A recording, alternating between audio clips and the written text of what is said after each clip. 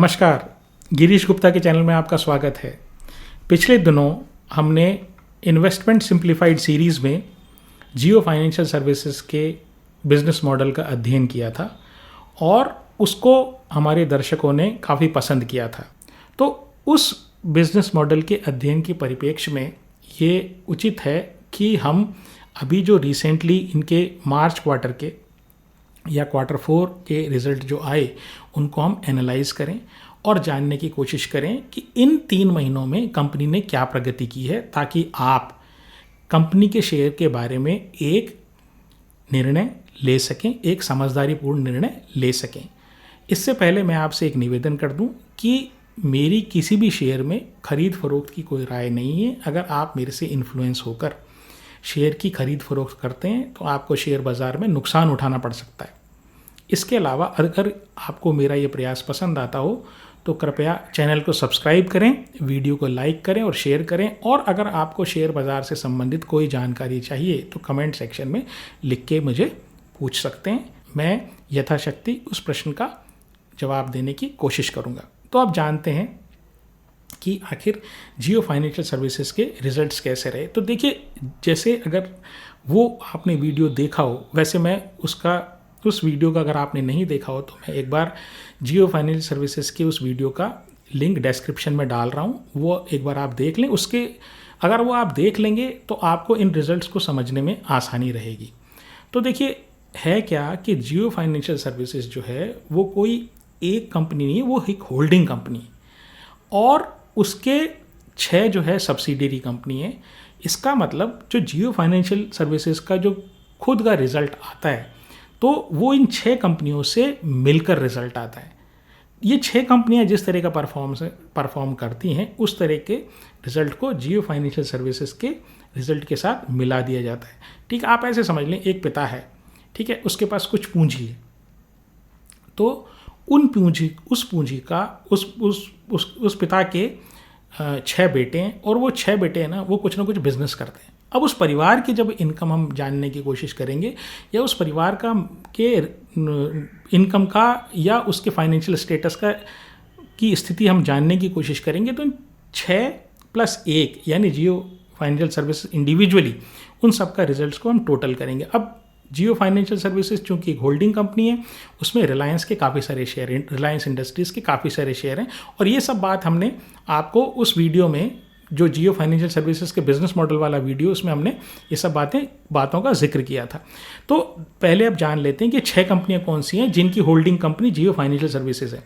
पहली जिनकी है कोर यानी मेन NBFC यानी non banking financial services company, जो उधार देने का काम करती है, उसका नाम है जियो फाइनेंस लिमिटेड। ये जो ओरिजिनल कंपनी है इसका नाम है जियो फाइनेंशियल सर्विसेज और ये जो इनकी कोर NBFC उसका नाम है जियो फाइनेंस लिमिटेड।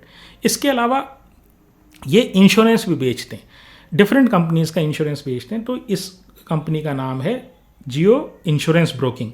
फिर एक इनका जियो पेमेंट सॉल्यूशन करके कंपनी है, फिर एक जियो लीजिंग सर्विसेज करके कंपनी है, एक इनकी जियो प्लेटफॉर्म करके कंपनी है और एक जियो पेमेंट बैंक से रिलेटेड कंपनी है।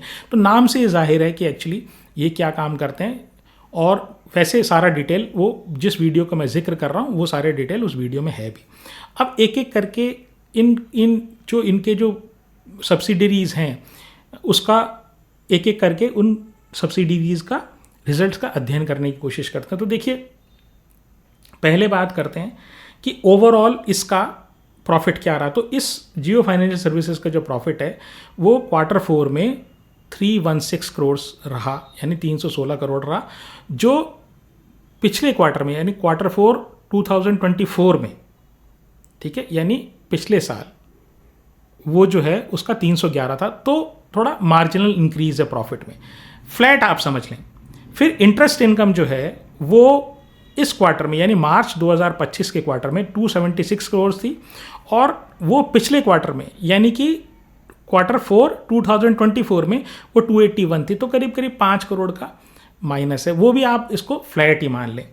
फिर क्या है कि जियो फाइनेंशियल सर्विसेज चूँकि होल्डिंग कंपनी है, वो पिता है, तो उसने 1346 करोड़ यानी 1346 करोड़ जो है वो जियो फाइनेंस में, जियो पेमेंट बैंक में, म्यूचुअल फंड के बिजनेस में जो उन्होंने ब्लैक रॉक के साथ करने की कोशिश कर रहे हैं और जिसका अप्रूवल अभी आना बाकी है, मतलब अभी अप्रूवल आया नहीं है, तो वो उसमें इन्होंने 1346 करोड़ डालें। इसका मतलब क्या हुआ? इसका मतलब ये हुआ इन बिजनेस को आगे बढ़ाने के लिए जियो फाइनेंस को, जियो पेमेंट बैंक को और जो म्यूचुअल फंड का बिजनेस है ये भी इनको बड़े स्केल पे लाने की ये तैयारी कर रहे हैं। अब बात करते हैं कि आखिर जियो फाइनेंस जो इनकी कोर एनबीएफसी है उसका क्या हाल रहा।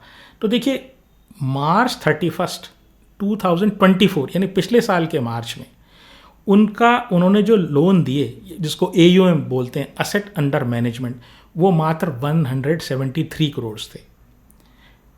इसका आपको गौर से आपको ये सब चीज़ें देखने की आवश्यकता है क्योंकि ये बड़ी इंपॉर्टेंट है। इसकी कोर एनबीएफसी जो है वो जियो फाइनेंस है। तो मार्च 31 2024 में 173 करोड़ का डिसबर्समेंट इन्होंने किया। वो दिसंबर 31 2024 में बढ़कर 4199 यानी 4200 करोड़ हो गया। 173 से 9 महीने में 4000 करीब 4200 करोड़। और अब जो है मार्च में ये अमाउंट बढ़कर 10,053 करोड़ हो गया। यानी कि इन्होंने बड़ा तेज़ी से लोन के डिसबर्समेंट किए जियो फाइनेंशियल सर्विसेज में, जो जियो फाइनेंस लिमिटेड में जो इनकी कोर एनबीएफसी है। 173 पिछले साल मार्च में और इस मार्च में 10,053 करोड़। अब बात ये करते हैं कि ये बात तो सही है कि लेकिन ये चीज़ इम्पॉर्टेंट क्यों है? ये इम्पॉर्टेंट इसलिए है कि किसी भी जो एनबीएफसी जो होती है उसका जो बिजनेस होता है वो इंटरेस्ट जनरेट करना होता है, यानी ब्याज की आय करना। तो लोन ही नहीं देगा तो ब्याज कहाँ से कमाएगा? तो लोन देने के लिए इन्होंने एक स्ट्रेटेजी अपनाई है। वो स्ट्रेटेजी आपको समझना आवश्यक है। पहली चीज़ ये है कि जो लेंडिंग बिजनेस है यानी इस एनबीएफसी वाले का बिजनेस है, इसका फोकस ये है 7 लाख रुपए से नीचे वालों को ये कोई लोन नहीं देते। मतलब जिसकी इनकम है, अच्छा पहले चीज़ तो ये कि ये इंडिविजुअल को भी लोन देते हैं और एंटरप्राइजेस को भी लोन देते हैं, यानी बिजनेस को भी लोन देते हैं और इंडिविजुअल को भी लोन देते हैं। लेकिन इंडिविजुअल जो लोन्स है ना, वो अगर 7 लाख से नीचे की इनकम है तो उनको ये लोन नहीं देते। 7 लाख और उससे ऊपर वाले इनके टारगेट कस्टमर्स हैं। ऐसा क्यों है भाई? अगर कोई क्रेडिट वर्दी आदमी होगा 7 लाख से नीचे वाला, तो हो सकता है उसको पेमेंट करने में कुछ प्रॉब्लम आए। तो ये डेलिबरेट इनकी स्ट्रेटेजी है। जानबूझ के इन्होंने एक कट ऑफ रखा है 7 लाख का। दूसरी चीज़ ये कि इनकी पहले फिजिकल प्रेजेंस नहीं थी, क्योंकि जब तक फिजिकल प्रेजेंस आदमी की नहीं होती है तो लोन बांटने में थोड़ी दिक्कत आती है। ये अभी तक जो लोन है ना वो ऐप के थ्रू कर रहे थे। अब ये धीरे धीरे फिजिकली टीयर 1 सिटीज़ में, मतलब टीयर 1 सिटीज़ जो हैं उसमें से 10 सिटीज़ में इनकी प्रेजेंस हो गई है। तो ये बात हुई कि तेज़ी से इन्होंने जियो फाइनेंस लिमिटेड ने तेज़ी से लोन में वृद्धि की है, लोन डिस्बर्सेबल में वृद्धि की है और इसके साथ ही उन्होंने अपनी फिजिकल प्रेजेंस भी बढ़ाई है। और आने वाले समय में इससे ये इंडिकेशन मिलता है कि ये टेक्नोलॉजी मतलब फिजिकल काम करेंगे, फिजिकल भी काम करेंगे और डिजिटल भी काम करेंगे लेंडिंग बिजनेस में। तो देखना पड़ेगा कि आगे आने वाले समय में किस तरह से इनके जो लोन से आय कितनी होती है, कितने एनपी होते हैं। तो आप इस चीज़ पे गौर करिएगा। अभी तो लोन का अमाउंट काफ़ी इन्होंने बढ़ा दिया, जो एक अच्छा संकेत है, मतलब बिजनेस के पॉइंट ऑफ व्यू से। अब पॉइंट नंबर 2, जो जियो इंश्योरेंस ब्रोकिंग है उसमें इन्होंने 34 इंश्योरेंस के साथ टाई अप किया है। अब ये जो टाई अप इनका किया है वो क्यों आवश्यक है? देखिए ये हर व्यक्ति के साथ, मतलब आपको तो ये बताइए, इन्होंने एक प्लेटफॉर्म आप समझ लिए कि दे दिया। तो आप तो ये बताइए कौन सी इंश्योरेंस कंपनी से आपका इंश्योरेंस है। एग्जिस्टिंग इंश्योरेंस कंपनी से तो रिन्यूअल करेंगे तो रिन्यूअल कर देते हैं, ठीक है। और अगर आप इन कंपनीज में से छांट लीजिए, जिसमें से भी आपको इंश्योरेंस चाहिए ना, उसमें से हम आपको दे देंगे। और इसके साथ इनके जो total number of plans available है ना इसमें, वो 61 है। तो वाइड वेराइटी ऑफ इनके पास इंश्योरेंस प्लान्स है, general insurance as well as life insurance, दोनों इंश्योरेंस ये बेचते हैं। अब तीसरी बात करें तो जियो पेमेंट बैंक्स की, तो जियो पेमेंट बैंक में जो टोटल डिपॉजिट हैं वो पिछले क्वार्टर के कंपैरिजन में ये 3 गुना होके 295 करोड़ हो गए, बहुत अच्छा संकेत है। इसके साथ साथ ही जो 23 लाख जो इस बार जो है इनके टोटल ग्राहक जियो पेमेंट बैंक में इनके जो ग्राहक हैं वो 23 लाख हो गए। ये भी एक साल पहले जो इनके जो क्वार्टर था, सिमिलर क्वार्टर ऑन क्वार्टर जो है वो उससे ये 3 गुना ग्राहक हो गए। अब आप ये देखिए इनकी स्ट्रैटेजी बड़ी क्लियर है। लोन जिसको दूंगा उसको मैं इंश्योरेंस भी बेच सकता हूँ, ठीक है, उसको मैं म्यूचुअल फंड भी बेच सकता हूँ, उसको मैं और बाकी जो मेरी सर्विसेज हैं गोल्ड लोन और ये सारे लोन मैं बेच सकता हूँ उसको। तो क्रॉस सेलिंग का जो इनका एस्पेक्ट है ना वो बड़ा इंपॉर्टेंट एस्पेक्ट है। फिलहाल ये जो रिजल्ट हैं ये सिर्फ इतना सा इंडिकेशन दे रहे हैं, रिजल्ट्स बिल्कुल फ्लैट है, ठीक है। 2 चीज़ें इसमें काम की हैं। एक चीज़ तो 1346 करोड़ इन्होंने जियो फाइनेंस में, जियो पेमेंट बैंक में और म्यूचुअल फंड के बिजनेस में डाला है। म्यूचुअल फंड का बिजनेस जैसे मैंने कहा अभी ऑपरेशनल नहीं है, अभी इनको परमिशन लेनी है। और म्यूचुअल फंड के बिजनेस में भी मज़े ही मज़े हैं, है क्या, फ़ी बेस्ड इनकम है, ठीक है। आप म्यूचुअल फंड के जितने भी आपको जो आप फंड जो मैनेज करते हो, ठीक है, वो फंड मैनेज करते हो उसके ऊपर वो जो फंड मैनेज कर रहा हो एक सर्टेन फीस चार्ज करता है। जितना NAV आएगा वो फ़ायदा है तो वो ग्राहक का, नुकसान है तो वो ग्राहक का, मुझे तो एक कमीशन मिल जाएगा। बड़ा अच्छा मॉडल है। तो कहने का मतलब ये फ़िलहाल रिजल्ट्स फ्लैट हैं, लेकिन एक ही जो इनकी अच्छी बात है, इन्होंने तेज़ी से जियो फाइनेंस लिमिटेड जो इनकी NBFC है उसमें लोन का डिसबर्समेंट कर दिया है। कितना इनका लोन NPA होता है इसके ऊपर आपको अगले क्वार्टर्स में नज़र रखनी पड़ेगी। फ़िलहाल के लिए रिजल्ट फ्लैट है, ठीक है। तो अब बात करते हैं कुछ क्वेश्चन आंसर्स की। तो पहला जो क्वेश्चन है वो ARMD THM1, नाम भी बड़ा कॉम्प्लिकेटेड है। खैर इनका कोई जो जिस तरह से यूट्यूब इस तरह से कोई ID रख देता है, तो उन्होंने ईथोस के बारे में पूछा है। तो देखिए ईथोस जो है ना वो लग्जरी वॉच रिटेलिंग में है और इसका IPO मई 2022 में आया और बड़ी रिटेल इन्वेस्टर्स के लिए बड़ा ही ये एक अट्रैक्टिव शेयर है।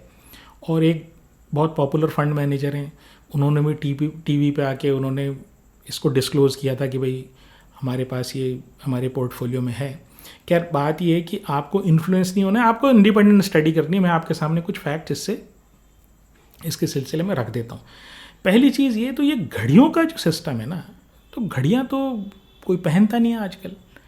देखिए एक्चुअली है क्या कि जैसे एक सिंपल सिद्धांत है कि जैसे जैसे देश विकास की तरफ जाता है वैसे वैसे ही वहाँ पर अमीर नंबर ऑफ HNIs जो हाई नेटवर्क इंडिविजुअल या रिच क्लास उन लोगों की संख्या बढ़ती जाती है। और जब ये नए नए जो रिच जो है ना, जब ये पैदा होते हैं, जब ये इकोनॉमी में आते हैं, तो इनकी जो एस्पिरेशंस है ना, इनकी जो आकांक्षाएं हैं वो लग्जरी की तरफ जाती है। तो ये सब चीज़ें एक डिमांड क्रिएट करता है लग्जरी घड़ियों का, ठीक है। तो घड़ियाँ टाइम देखने के लिए नहीं है, वो एक स्टाइल स्टेटमेंट है कि I have arrived in life, देखो मैंने कुछ अचीव कर लिया। तो वो सेंस एक्चुअली घड़ियाँ देती हैं। तो पहली चीज़ तो इसलिए जैसे मैंने कहा कि घड़ियों का ये जो बाज़ार है ये क्यों चल रहा है या क्यों चलने वाला है, उसका कारण ये है कि rise in HNIs, number of HNIs बढ़ रहे हैं भारत में। दूसरी बात ये कि भारत में पहले क्या घड़ियाँ कहाँ से लाते थे, जो भी अमीर लोग हुआ करते थे वो कहाँ से वो बाहर जाके फॉरेन जाके वहाँ से घड़ी खरीद के लाते थे। तो भारत में भी जब ऐसा एक्सपीरियंस उनको मिले और भारत में ही वो चीज़ घड़ी वैसी की वैसी मिल जाए आपको, तो कोई बाहर क्यों जाएगा। इस बिजनेस मॉडल पर ईथोस कंपनी काम कर रही है, ठीक है। दिसंबर 2024 तक इनके टोटल 73 स्टोर्स थे, 26 सिटीज़ में इस कंपनी का प्रेजेंस था। और एक घड़ी जो इन्होंने बेची ऑन एन एवरेज उसका प्राइस 2,07,000 था। एक घड़ी जो इन्होंने बेची, जैसे मान लीजिए कुल 10 घड़ियाँ बेची तो 10 घड़ियों में से हर घड़ी का जो एवरेज प्राइस है वो 2,07,000 है। महंगी घड़ियाँ बेचते हैं। अब महंगी घड़ियों क्यों बेचते हैं? देखिए, महंगी घड़ियों में क्या है, मार्जिन बहुत है, क्योंकि वो ब्रांड से बिकती है। वहाँ कोई ये पूछने आपसे नहीं आएगा कि भैया आप डिस्काउंट सेल कब लगा रहे हो, फ्लिपकार्ट और इसकी तरह। वहाँ पर वो जाएगा ब्रांड के लिए, ब्रांड के ऊपर जो प्राइसिंग लिखी होगी ना, वो ब्रांड से घड़ी खरीदेगा। ठीक है। फिर ये दोनों तरीके से सेल करते हैं, यानी इनके फिजिकल स्टोर्स भी हैं और इनकी ऑनलाइन प्रेजेंस भी है। ऑनलाइन भी ये घड़ियाँ बेचते हैं। स्टोर से जो सेल होती है वो 70% होती है और जो ऑनलाइन स्टोर से होती है वो करीब करीब 30% होती है।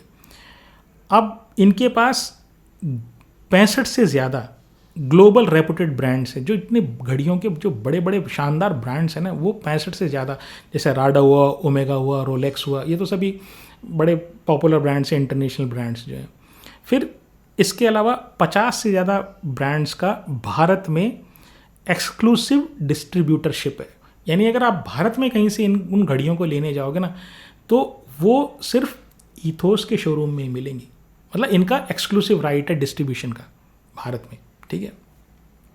इसके अलावा ये लग्जरी लगेज में भी आ रहे हैं। भाई ये जो पूरा काम है ना, ये लग्जरी का है, सेगमेंट इनका लग्जरी है। तो वो छोटे मोटे नहीं कि आदमी आके दुकान पे कहेगा भैया उस दुकान पे तो इतना रुपए में मिल रहा है, आप 2,07,000 की दे रहे हो, वहाँ तो 1,98,000 की घड़ी मिल रही है। ऐसा नहीं है।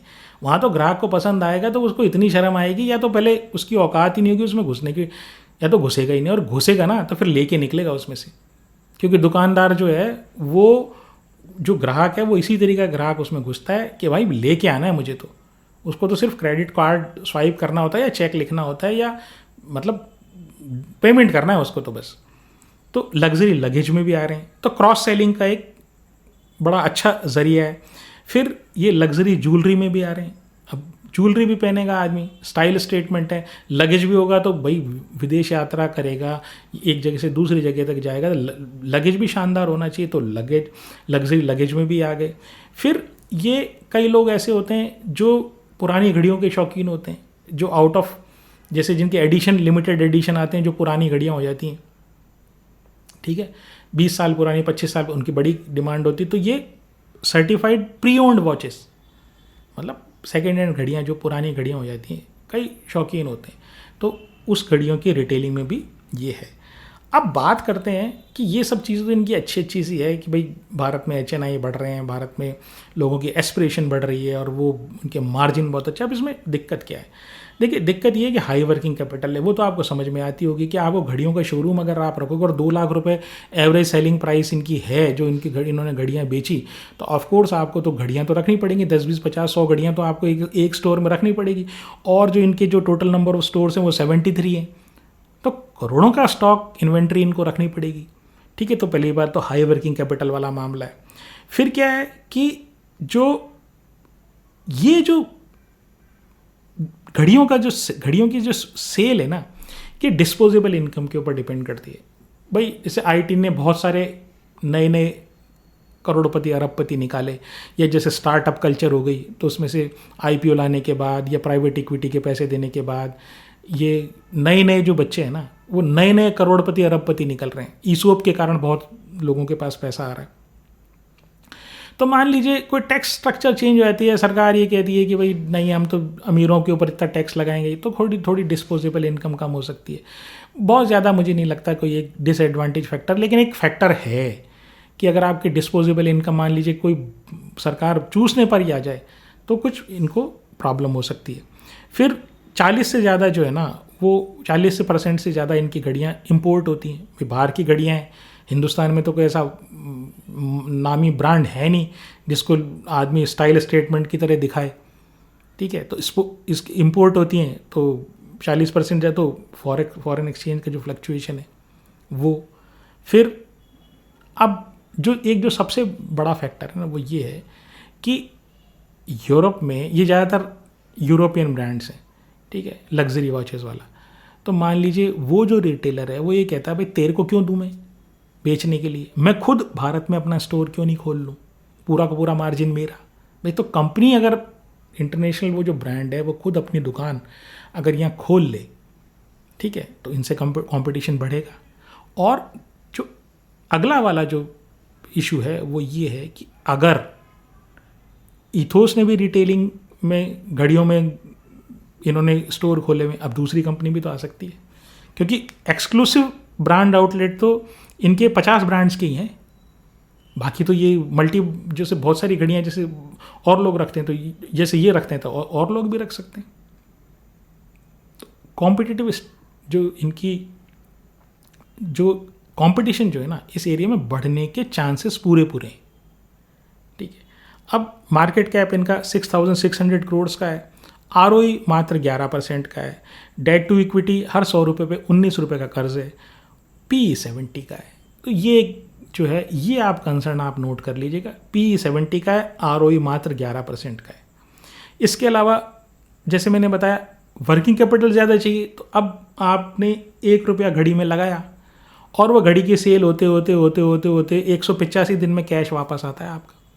तो जो इनका कैश कन्वर्जन साइकिल है ना, वो 185 दिन है, 6 महीने का कैश कन्वर्जन साइकिल है इनका। और 3 साल की जो सेल है वो 37% बढ़ी है, 3 साल का प्रॉफिट है, 160% बढ़ा है, प्रमोटर के पास 51% है, डीआईआई के पास 13% है, सॉरी एफआईआई के पास 13% है, डीआईआई के पास 18% है, पब्लिक के पास 19% है। तो देखिए बात ये है, ये सेगमेंट जो है लग्जरी का या प्रीमियमाइजेशन का जो सेगमेंट, जितने भी सेगमेंट हैं वो आने वाले भविष्य में यही चलने वाले हैं।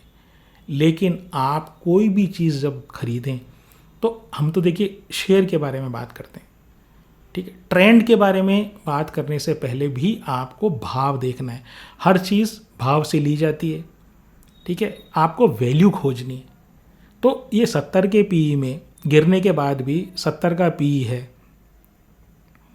तो ऐसे पीई से आप कितना कमा लेंगे, कितना ये कंपनी आगे बढ़ जाएगी, तो ये सोचने का विषय, पहले आप इसके ऊपर एक बार सोच विचार अवश्य करें। फिर MSRP साहब जो हैं वो ऑल कार्गो टर्मिनल के बारे में पूछते हैं। तो देखिए ऑल कार्गो टर्मिनल जो है ना, वो एक पहले कंपनी हुआ करती थी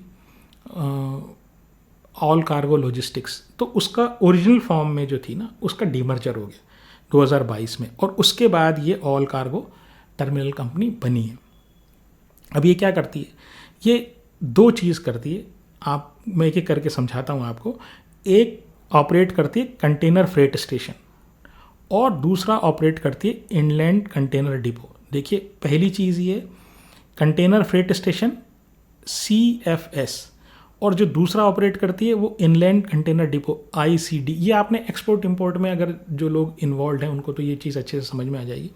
मैं जो लोग इस टर्मिनोलॉजी को नहीं समझते उनके लिए सरल शब्दों में ये बता देता हूँ कि जो कंटेनर फ्रेट स्टेशन होते हैं ना, वो पोर्ट के पास होते हैं, ठीक है, और ये क्या करते हैं कि कंटेनराइजेशन और डीकंटेनराइजेशन। कंटेनराइजेशन क्या होता है, वो एक कंटेनर क्या होता है, एक लोहे का डिब्बा होता है, ठीक है, स्टील का बॉक्स होता है, उसके अंदर आप सामान भर दो और उसको उठा के और वो शिप पे लोड कर दो, ठीक है।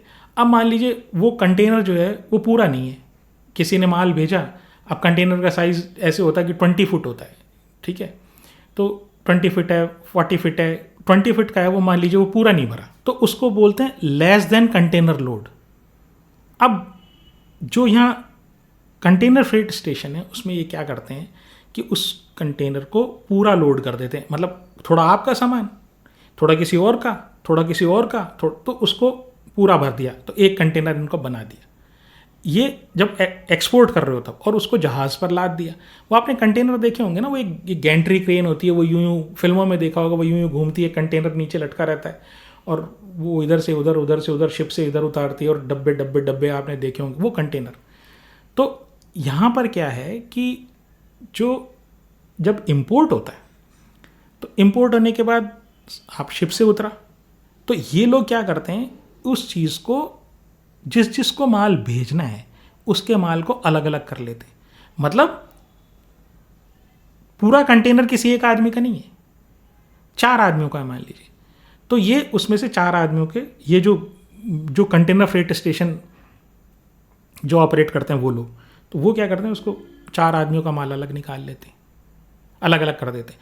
जब एक्सपोर्ट करते हैं तो उन 4 आदमियों को लोड कर देते हैं एक कंटेनर में, और जब इंपोर्ट करते हैं तो और मान लीजिए 4-5 आदमी को तो उनको अलग अलग कर देते हैं और फिर अलग अलग को भेज देते हैं। तो ये काम हुआ कंटेनर फ्रेट स्टेशन का। या दूसरी चीज़ है इनलैंड कंटेनर डिपो। अब इनलैंड कंटेनर डिपो क्या है? फुल कंटेनर आ गया आपका, पूरा का पूरा पैक, ठीक है, वो किसी एक ही आदमी को जाना है, पोर्ट से उठाया, पोर्ट से उठा के ये इनलैंड कंटेनर डिपो में पहुंचा देंगे उसको, वहाँ से कस्टम क्लियरेंस वगैरह होगी, चाहे एक्सपोर्ट हो रहा है चाहे इंपोर्ट हो रहा है। अगर एक्सपोर्ट हो रहा है तो किसी जगह से आएगा, पहले यहाँ इनलैंड कंटेनर डिपो में आएगा, वहाँ पे वो पैक होगा, कस्टम क्लियरेंस होगी, ठीक, कस्टम क्लियरेंस होगी, पैक होगा और एक्सपोर्ट होने के लिए चला जाएगा। ऐसे जब इंपोर्ट होगा तो पूरा कंटेनर आएगा, उठाया, इनलैंड कंटेनर डिपो में ले गए, वहाँ पे कस्टम क्लियरेंस वगैरह हुई और उसके बाद उसको ऐसे कैसे उठा के रेल से या क्या कहते हैं रोड के थ्रू जहाँ पे उनका डेस्टिनेशन है वहाँ भेज दिया।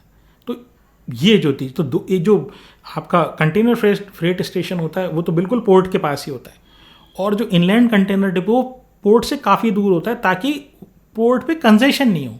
ऐसे सबका माल आएगा और ऐसे कंजेशन हो जाएगा तो आने जाने में दिक्कत होती है, ठीक है। जैसे बस स्टैंड पे होता है, तो बस स्टैंड पे क्या होता है, बहुत सारी बसें एक ही, जैसे दिल्ली का ISBT है मान लीजिए, तो वहाँ पर है इतनी सारी बसें एक साथ आ गई मान लीजिए, तो वो कंजेशन हो जाता है ना। तो वो कंजेशन से बचाने के लिए एक तरीका तो इनलैंड कंटेनर डिपो का है, और जो दूसरा तरीका है जहाँ पे लेस देन कंटेनर लोड होता है वो है कंटेनर फ्रेट स्टेशन का। अब ये जो ऑल कार्गो टर्मिनल है ये 7 CFS और ICD यानी कि कंटेनर फ्रेट स्टेशन और ICD ऑपरेट करते हैं, और जो इनके जो मेन जितने भी पोर्ट्स हैं जहाँ से भारत का 50% वो कंटेनर ट्रैफिक मूव करता है वहाँ पर इनके प्रेजेंस है। जैसे मुंद्रा गुजरात हुआ, जवाहरलाल नेहरू पोर्ट अथॉरिटी हुई महाराष्ट्र में, या कोलकाता में या चेन्नई में, तो ये वहाँ पर इन हमारे जो ऑल कार्गो टर्मिनल है इसकी प्रेजेंस है। ये तो हुई इनकी कामकाज की बात। अब इनकी स्ट्रेंथ क्या है? देखिए, ऑल कार्गो टर्मिनल जो है ना वो कंप्लीट लॉजिस्टिक्स की चेन में है। मतलब आपको कुछ भी काम करवाना है एक्सपोर्ट इंपोर्ट से रिलेटेड, लॉजिस्टिक्स से रिलेटेड, मतलब ट्रांसपोर्टेशन से रिलेटेड, वो सारा काम ये करके देते हैं। तो इनका जो पेरेंट है वो ऑल कार्गो है। तो एक तो इनका ये है कि प्रमोटर इनके एक्सपीरियंसड है। फिर जैसे जैसे जीडीपी ग्रो होती है वैसे वैसे एक्सपोर्ट का रोल बढ़ता है। दूसरा क्या है कि गवर्नमेंट जो है ना वो PLI स्कीम को पुश कर रही है, मेड इन इंडिया को पुश कर रही है। तो मेड इन इंडिया पर जितनी खपत हो जाए यहाँ पर वो ठीक है, वरना बाकी सब एक्सपोर्ट करेंगे। तो ऐसे एक PLI स्कीम है, ठीक है। तो ज़्यादा से ज़्यादा एक्सपोर्ट को सरकार बढ़ावा दे रही है। तो जब एक्सपोर्ट को बढ़ावा मिलेगा तो इनका बिजनेस बढ़ेगा। अब बात ये है कि वीकनेसेस क्या है इस बिजनेस में। पहली बात तो इंटेंस कंपटीशन है, स्पेशली CFS में। जो कंटेनर फ्रेट स्टेशन जो है ना उसमें क्या है, वो पोर्ट के पास ही होते हैं, ठीक है, और इसमें बहुत सारे प्लेयर्स हैं। तो वो जो है ना, जब इतने सारे प्लेयर्स आ जाते हैं तो रेटें टूट जाती हैं। भाई कंटेनराइजेशन डीकंटेनराइजेशन मतलब लेस देन कंटेनर लोड वाली चीज़ें ही तो वहाँ लोड होती हैं, या उनको अलग करते हैं, ठीक है। तो बात ये कि वो जो पोर्ट के आसपास का जो एरिया होता है ना वहाँ पर बहुत सारी इस तरह के ऑपरेटर्स होते हैं, और उनके कारण आपस में कंपटीशन के कारण ये जो कंटेनर फ्रेट स्टेशन वाला काम है ना, ये एक्चुअली इसमें बहुत कम मार्जिन है, इनका कंपटीशन बहुत है। फिर क्या है, लो बार्गेनिंग। जैसे आपके पास ज़्यादा प्लेयर आ गए तो वहाँ बार्गेनिंग पावर लो हो गई। फिर एक सरकार ने एक डायरेक्ट पोर्ट डिलीवरी है ना, आपको कुछ भी करने की ज़रूरत नहीं। एक पोर्ट पे जो सामान रुक जाता है ना, अब पोर्ट से क्लियर होने में भी टाइम लग रहा है। पहले फिर वो CFS में आए, ठीक है, या ICD में जाए और उसके बाद फिर जाए तो सरकार ने कहा नहीं भाई ऐसा करो, सीधा ही पोर्ट से जाओ, पोर्ट से उठा लो, कहीं बीच में जाने की जरूरत नहीं, ना ICD में जाने की जरूरत नहीं, ना CFS में जाने के टाइम खराब करने की जरूरत नहीं। Direct from port delivery DPD वो उन्होंने एक कोई पॉलिसी लागू की, उनके कारण भी इनको प्रॉब्लम आ रही है। तो ये इनकी कुछ वीकनेसेस हैं, ठीक है। लेकिन ये क्या कर रहे हैं, ये अपनी अपनी फैसिलिटी, भाई हम ज़्यादा से ज़्यादा फैसिलिटी दें। आप तो वहाँ बैठो, जो एक्सपोर्टर हो इम्पोर्टर हो आपके यहीं से उठाएंगे, और आपको तो कुछ भी नहीं करना, वहाँ बैठा रहना। एक ऐप इन्होंने डेवलप किया है, उस ऐप पे हम सारी चीज़ें आपके बताते रहेंगे, कस्टम क्लियर हो गया और जल्दी से जल्दी माल हम आपका निकलवाने की कोशिश करेंगे। ये इनका एक्चुअली बेसिक आइडिया है। फिर मार्केट कैप जो है वो बहुत ही छोटा है, 618 करोड़ का है। ROE जो है वो 20 का है, तो वो ठीक है। डेट टू इक्विटी 1.56 है, क्योंकि ये कैपिटल इंटेंसिव है। जब आप जगह लोगे, जब इनलैंड कंटेनर डिपो के लिए जगह लोगे तो बड़ी जगह चाहिए उसमें, ठीक है। सामान रखेंगे भी तो सही ना, फिर ही तो कस्टम क्लियरेंस होगा उसका। और बड़े बड़े कंटेनर लाएंगे तो बड़े ही आपको जगह चाहिए। तो और P14 का वो भी ठीक है, ठीक है। अब सेल जो है वो फ्लैट है, 3% बढ़ी है लास्ट 12 महीनों में, और जो प्रॉफिट है वो 10% के आसपास बढ़ा है। प्रमोटर के पास 66% है, FII के पास 6% है, DII के पास कुछ नहीं है, और रिटेल के पास 28% है। तो भाई एवरेज कंपनी है, कैपिटल इंटेंसिव बिजनेस है, ठीक है। और कंटेनर फ्रेट मतलब एक अपनी तरह की एक अलग कंपनी है, लेकिन मतलब ऐसी कंपनी की जगह जिसमें इतना कैपिटल इंटेंसिव काम है और बहुत छोटे मार्केट कैप की है, सेल भी नहीं बढ़ रही है, कंपटीशन बढ़ रहा है, तो थोड़ा विचार करें कि मतलब कई कंपनियां और भी बहुत सारी कंपनियां बाज़ार में हैं। कोई अपने को तो पैसे ही कमाने, तो कोई दूसरी कंपनी भी देखी जा सकती है। तो आज के लिए इतना ही। नमस्कार, धन्यवाद, जय हिंद।